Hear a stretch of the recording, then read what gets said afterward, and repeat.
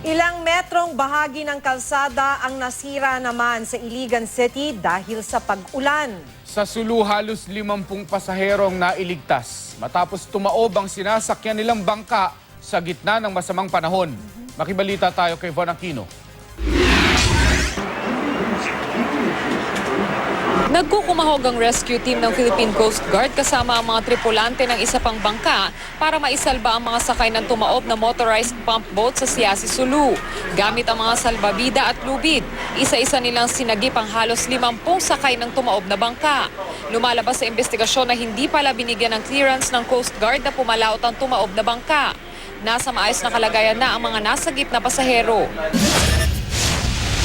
Abot hanggang tuhod ang baha sa ilang mabababang lugar sa lungsod ng Iriga dahil sa malakas na ulan. Ang ilan sa mga bahay pinasok na ng baha.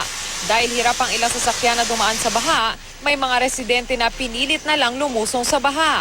May isang lalaki pa na pinasa na ang kanyang kaibigan na naka-uniforme para maitawid sa baha. Nagkakabitak na ang ginagawa pa lang na diversion road sa Iligan City.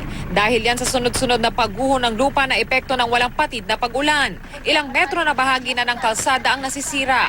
Makikita rin na bahagya ng dumadaos-dos ang gilid ng ilang bahagi ng kalsada. Nangako naman ang kontraktor ng proyekto na agad ding isasaayos ang mga nasirang bahagi ng kalsada. Von Aquino, GMA News.